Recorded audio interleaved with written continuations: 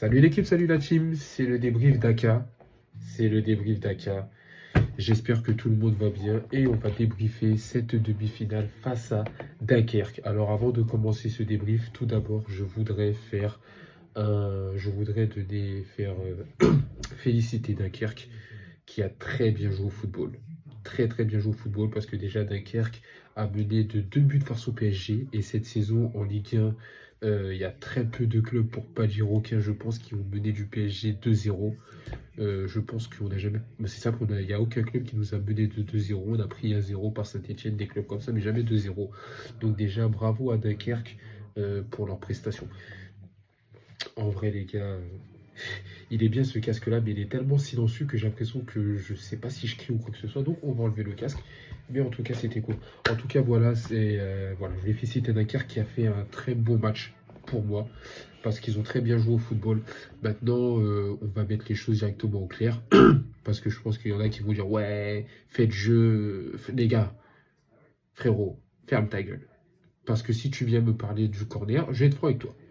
Oui, il n'y avait pas corner. C'est réel. Il n'y avait pas corner. C'est Marquinhos qui touche le ballon du dos et on est tous d'accord pour dire qu'il n'y avait vraiment pas corner pour Dunkerque. Mais frérot, en première mi-temps,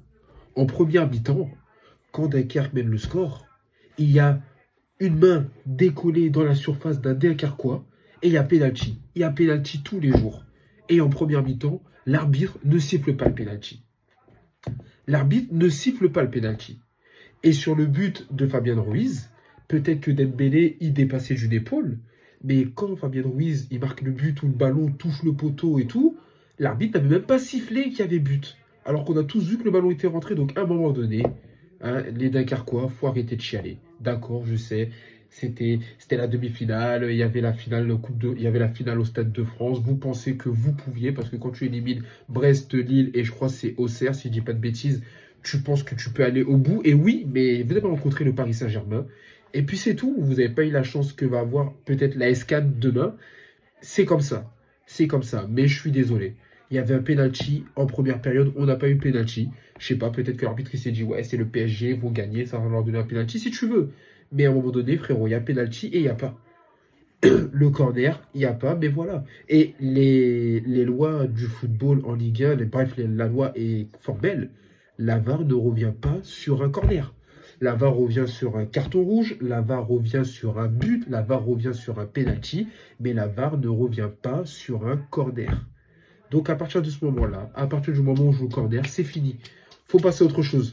C'est du football. Vous avez la Ligue 2 à jouer. Vous êtes 5e du championnat. Vous avez peut-être encore la possibilité de vous qualifier pour venir en Ligue 1 l'année prochaine et pour pouvoir jouer peut-être 2 fois de suite, enfin 2 fois dans la saison contre le PSG. Donc, concentrez-vous sur votre Ligue 2, les gars. Ok? C'est important pour nous. Sinon la team, voilà, c'est un match du PSG et encore une victoire du PSG. Comme je l'ai dit, on va pas fanfaronner parce que franchement, Dunkerque a fait une très très bonne première période, il faut dire les termes. Et je vais pas vous mentir, le 2-0 était incroyable. Déjà, je vois le premier 0, ça m'a rappelé le match contre Saint-Etienne. Je me suis dit, waouh, putain, voilà, Saint-Etienne nous mène déjà au score, c'est chiant. Bref. Et puis j'ai vu 2-0 et je me suis dit, waouh, 2-0 quand même. La dernière fois qu'on a perdu, qu'on avait pris 2-0, c'était contre City. Mais je me dis, waouh, quand même 2-0, Dunkerque qui joue au football, faudrait pas qu'on leur donne 3-4-0 parce que on est peut-être le PSG, mais à un moment donné, frérot, on va pas non plus revenir, on va pas remonter non plus 3-4-5-6 buts, tu vois. Donc, voilà. Et c'est vrai que c'était compliqué, mais au final, le PSG s'est imposé. Alors, la composition, comme on s'en doutait, Luis Enrique a probablement et a fait tourner. Matvey Savonov dans les cages, ça c'est logique. C'est le gardien de coupe, donc c'est logique. Beraldo aux côtés de Marquinhos qui faisait son retour. Marquinhos, on rappelle, qui a perdu sa 4e fille, si je dis pas de bêtises. Donc, en tout cas, qui faisait son retour. Achraf Hakimi également qui faisait son retour sur le côté droit. Nuno Mendes sur le côté gauche, puisque Lucas Hernandez était titulaire contre Saint-Etienne. Le milieu de terrain, je m'en doutais. Le retour de Vichigot. Jean Neves toujours titulaire aux côtés de Warren et Emery. Il n'y avait pas de Fabien Ruiz. Je me suis dit, waouh, un milieu sans Fabien Ruiz, ça faisait longtemps et ça fait toujours plaisir. Je rigole, mais voilà, tu as capté le son. Et puis après, une attaque, j'ai envie de te dire, Gvara était malade, comme on est tous malades d'ailleurs, donc forcément il n'était pas titulaire. Une attaque classique, Dembélé, logique, Bradley Barcola et Désiré Doué qui, faut le dire les termes, est en pleine bourre. Est en pleine bourre. Que ce soit son penalty avec l'équipe de France, que ce soit son doublé contre Saint-Etienne, Désiré Doué est en pleine bourre. Donc c'était pratiquement logique de le voir titulaire. Mais ça avait fait tourner. Ça avait fait tourner et on l'a vu. Est-ce que le PSG est un peu fatigué? J'espère pas, parce que là, ce qui va arriver sur la dernière ligne droite est vraiment très très très excitant. Aston Villa, le titre de champion, la Coupe de France, ce n'est vraiment pas le moment de se relâcher. Il faut vraiment, il faut aller jusqu'au bout, les gars. Après, c'est vrai qu'une fois que la saison est terminée, il y a la Coupe du Monde des clubs, mais franchement, cette année, le PSG a la possibilité de faire quelque chose de grand et il faut vraiment aller jusqu'au bout. Donc, c'était important. Mais voilà, on s'est un peu relâché. Mais voilà, Luis Enrique a permis de remettre les pendules à l'heure. Et au final, on s'est imposé. Voilà, donc certes, Dunkerque a marqué 2 buts. Mais après, on a vite égalisé par l'intermédiaire de Dembélé, qui est exceptionnel, qui met une superbe belle frappe. Et puis ensuite, il y a ce corner, litige de je sais pas quoi. Mais au final, ça fait une tête de Marquinhos. Voilà, sur une passe de Dembélé. On va en parler aussi du débrief P2P. Et puis bah, après, au retour, Désiré Doué, décidément, toujours lui, qui marque encore. Qui marque son but dans un match où il a encore été très très bon, même s'il a eu 2 petits trucs au début, on va aussi en parler. Et puis à la fin, Dembélé, doublé. Voilà, les statistiques sont incroyables. Donc on va passer au débrief P2P, la team. Le débrief P2P, on remet son petit casque d'aviateur pour parler du coup de Matvey Savonov. Alors Matvey Savonov, c'est simple. Pas un match dégueulasse, mais malheureusement, il prend 2 buts. Il était déjà fautif pour moi sur le but de Saint-Etienne. Et puis là, il prend 2 buts. Il prend un but, je ne sais pas si c'est évitable au second poteau, encore sur coup de pied arrêté. Décidément, le PSG a beaucoup encaissé des buts sur coup de pied arrêté. Ça, c'est un véritable problème pour le coup. Et puis le deuxième but, il le prend sur un face-à-face. Mais voilà, alors après, en deuxième période, il a fait des arrêts. Mais c'est vrai qu'en première période, il était un peu plus compliqué. La charnière centrale, donc, j'ai dit Marquinhos, Beraldo. Et autant Marquinhos avait fait de très très bons matchs première partie de saison. Première période, j'ai pas reconnu Marquinhos. Voilà, il n'était pas dans son match. Alors, est-ce que c'est par rapport à ce qui lui arrivait? Mais il n'était pas dans son match. Par contre, en deuxième période, c'était de retour de Marquinhos Prime.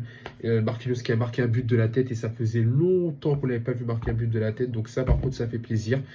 Beraldo, de toutes les façons, on sait qu'il sera titulaire contre Aston Villa. On sait qu'il sera probablement titulaire contre Angers. Donc je pense que les gars, il va falloir s'habituer à bouffer du Beraldo.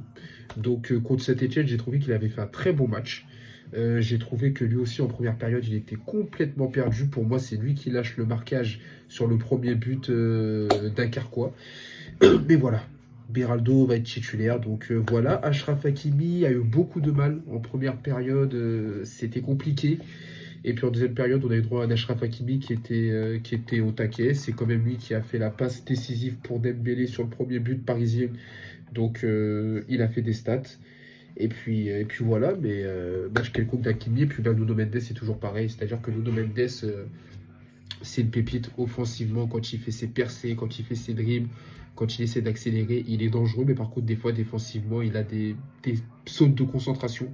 Et c'est dommage parce que pour un grand défenseur, il faut être t'es défenseur à la base, donc tu dois être concentré en défense. Et je trouve que lui aussi, il est un petit peu fautif sur le premier but. Sur le deuxième but, il me semble que c'est lui qui est derrière le joueur saoudien qui nous marque avec Dunkerque. Donc voilà, j'ai trouvé qu'il avait fait des petites erreurs. Mais au final, c'était pas un match trop dégueulasse. Au milieu de terrain, João Neves, j'ai rien à dire. C'est toujours du João Neves, c'est Joyeux Neves. Toujours de l'envie, toujours de la motivation dans le pressing, toujours de la combativité, la grinta. Donc vraiment, il a fait son match. Vitigo de Vitinha, pareil. En première période, c'était un peu compliqué. Puis quand il a décidé de se remettre dans le match, il a été injouable, toujours techniquement. Et puis Warren Zaïre-Emery, Warren, c'est simple, il n'a pas fait un très bon match. En première période, on l'a pas beaucoup vu. Au final, il est sorti. Et puis voilà, donc Warren, c'était pas un match dégueulasse. Mais c'est vrai que Warren était titulaire au détriment de Fabian Ruiz. Et malheureusement, il n'a pas montré qu'il méritait d'avoir une titularisation. Donc c'était un peu compliqué. Et puis après, les gars, que dire? Parler de l'attaque. Bradley Barcola, voilà, même s'il ne marque pas ce soir, il fait encore une passe décisive. encore beaucoup d'envie, beaucoup de grinta de la part de ce joueur. Et c'est vrai qu'on parle pas assez de Barcola, mais c'est pratiquement le meilleur passeur, je crois, 2025 français, si je dis pas de bêtises. Et c'est énorme, c'est tout simplement énorme ce qu'il fait. Et puis Désiré Doué, j'ai plus d'éloges pour ce joueur-là. Comme je le dis, Désiré Neymar Doué, il nous a fait un festival contre Saint-Etienne. Saint-Etienne, j'ai pas fait de débrief, mais les buts qu'il te met contre Saint-Etienne, son deuxième but est magnifique. Mais là encore ce soir, il est exceptionnel. Et vous avez vu, Désiré Doué, c'est simple. Il est bon partout. Il est bon partout. Mais quand il est au cœur du jeu, c'est une pépite. Quand il est au cœur du jeu, les gars, c'est une pépite. Et vraiment, je ne sais pas si ça va être son poste l'année prochaine, mais Désiré Doué, je suis fan de ce joueur. Il est en train de prendre une dimension à 19 ans. Et pourtant, il a dansé la samba. Franchement, voilà, je fais une petite pause quand même pour rendre hommage à un jeune joueur dunkerquois, je crois qu'il s'appelle Yacine. C'est un jeune Marocain de 19 ans. Franchement, première mi-temps, ce genre de Dunkerque il s'est joué de Désiré Doué. Il a fait danser Désiré Doué dans la surface parisienne et même dans sa surface. Et franchement, Désiré Doué, en première période, il dansait. Mais par contre, après, il s'est mis en ordre de marche. Et puis, quand on le met au milieu, c'est un monstre. Parce que techniquement, il va vite. Il est très à l'aise avec le ballon. Il a une très bonne finition. Il a une très bonne frappe de balle. Très bonne puissance de balle. Et franchement, il fait le taf, les gars. Donc, voilà pour Désiré Doué. Et puis après, bah, le dernier, c'est Ousmane Dembélé. Alors oui, il y a eu l'entrée de Gonzalo Ramos qui a apporté quand même quelque chose. À noter que Gonzalo Ramos est un très bon joueur de pivot. Franchement, à chaque fois que ce joueur-là est sur le terrain, il a une faculté quand il est en pivot à faire des remises, à réussir à conserver le ballon dans la surface et faire des remises propres pour ses coéquipiers. Je suis fan. Mais Dembélé, les gars, Dembouz, des Rolex et des Patek, des Rolex et des Patek, on t'a dit.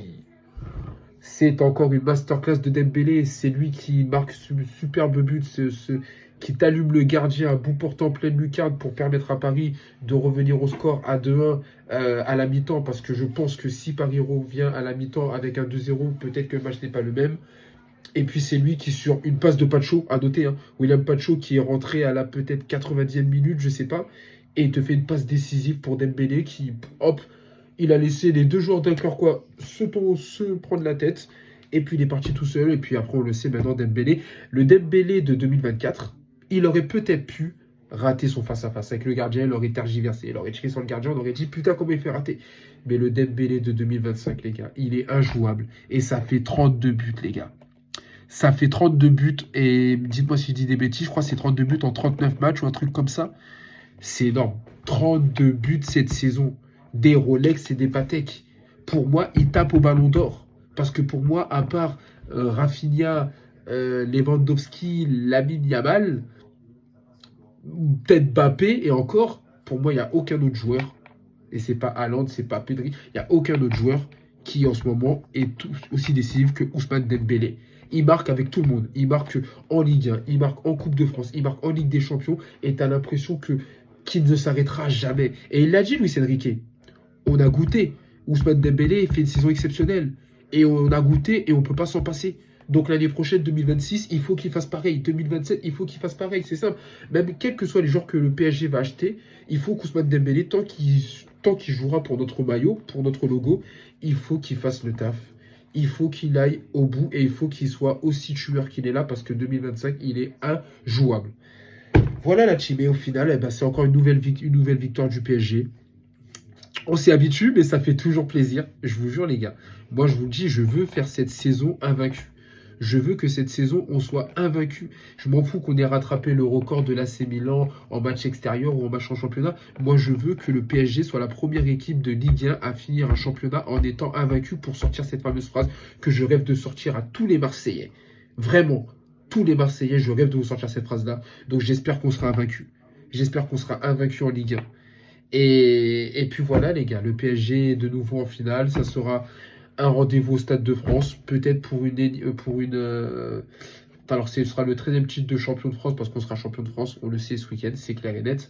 Ça sera, je crois, le 15e, ouais, probablement non, c'est une 15e finale pour le PSG. Je sais plus. Je crois que j'allais dire, ce sera peut-être le 11e ou le 12e Coupe de France. Mais bref, je sais plus. Mais en tout cas, les gars, ça va être un match magnifique.